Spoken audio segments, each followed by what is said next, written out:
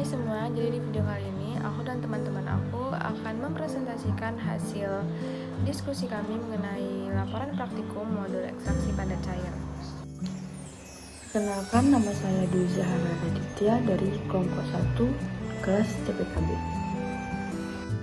Perkenalkan, nama saya Syifa Kobina Rianti. Baik, perkenalkan nama saya Hamdani Azhara Citra. Perkenalkan, nama saya Apriani Syafitri. Nama saya Jessi Elmiati. Di sini saya akan menjelaskan tujuan dan latar belakang dari praktikum ini. Tujuan praktikum ini untuk menentukan efisiensi untuk tahap pemisahan beberapa konfigurasi operasi seperti concurrent dan countercurrent, serta membuat data keseimbangan sistem komponen untuk ekstraksi pada cair. Adapun latar belakangnya, ekstraksi pada cair ini merupakan sebuah proses ekstraksi suatu konstituen yang dapat larut atau solid pada suatu campuran solid yang dengan menggunakan pelarut. Proses ini sering disebut leaching. Proses ini biasanya digunakan untuk mengolah suatu larutan pekat dari suatu solid atau konstituen dalam solid atau leaching, atau untuk membersihkan suatu solid inert dari konstituennya, dari kontaminannya dengan bahan konstituen yang dapat larut atau leaching. Baik, di sini saya akan menjelaskan prosedur percobaan countercurrent. Pertama, timbang Na2CO3 dan CaOH2 kali sebesar 1,06 gram dan 2,22 gram untuk rasio 0,1 banding 0,03 dan kemudian dimasukkan ke dalam gelas beker.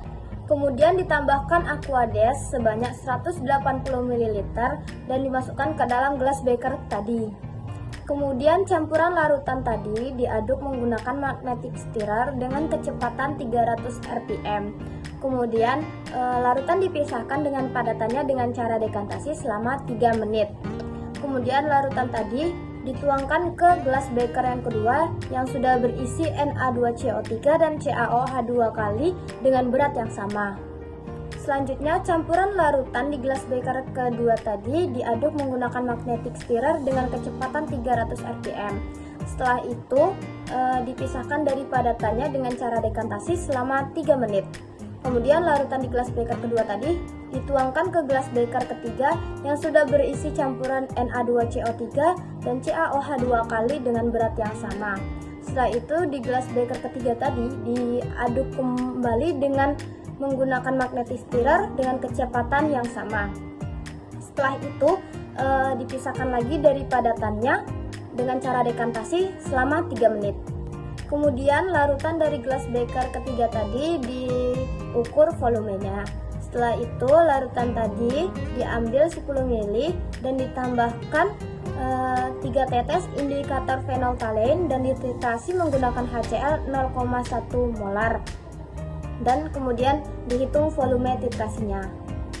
Kemudian diambil lagi 10 ml untuk dihitung densitasnya menggunakan piknometer 10 ml. Kemudian timbang kertas saring dan dikeringkan padatan yang tertinggal di gelas beker ketiga tadi dan dipanaskan di oven hingga didapatkan berat yang konstan. Kemudian diulangi lagi percobaan dengan suhu 40 derajat Celcius dan 60 derajat Celcius. Baik, selanjutnya saya akan menjelaskan tentang prosedur percobaan, yaitu tentang concurrent. Yang pertama itu ditimbang Na2CO3 dan CaOH2 masing-masing sebanyak 4,24 gram dan 5,92 gram untuk rasio mol 0,04 banding 0,08. Kemudian dimasukkan ke dalam gelas kimia 250 ml. Yang kedua itu ditambahkan aquades sebagai pelarut sebanyak 180 ml ke dalam campuran Na2CO3 dan CaOH2.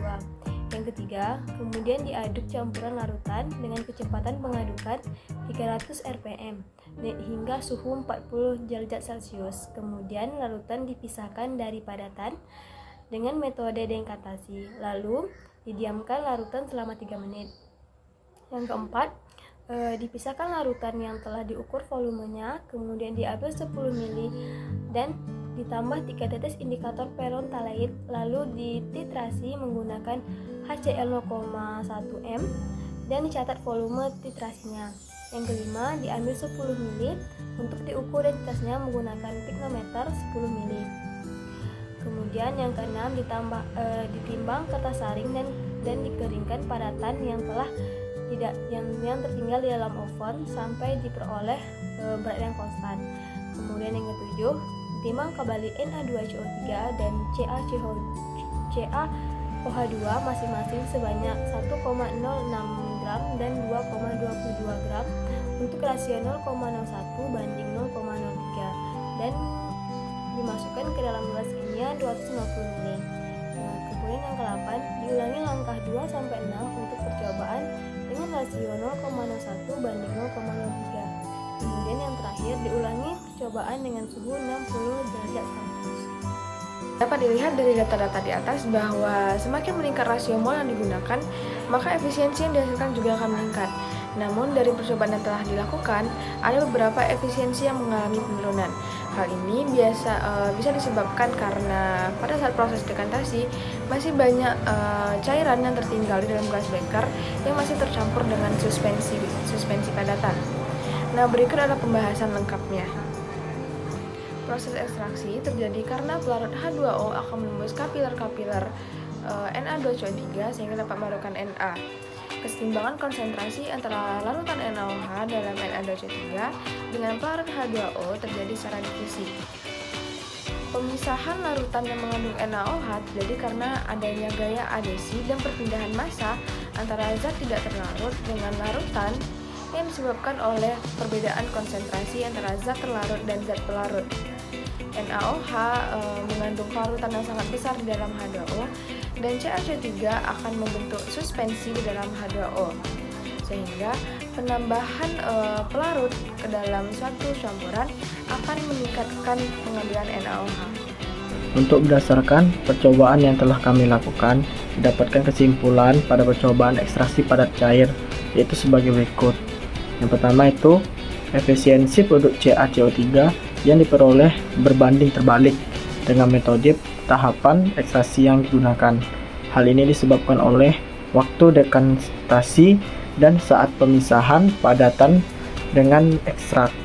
Nah, kemudian untuk yang kedua itu meningkatnya konsentrasi bahan CaOH2 yang digunakan dalam rasio bahan, maka viskositas akan semakin rendah dan difusitas solut akan semakin tinggi.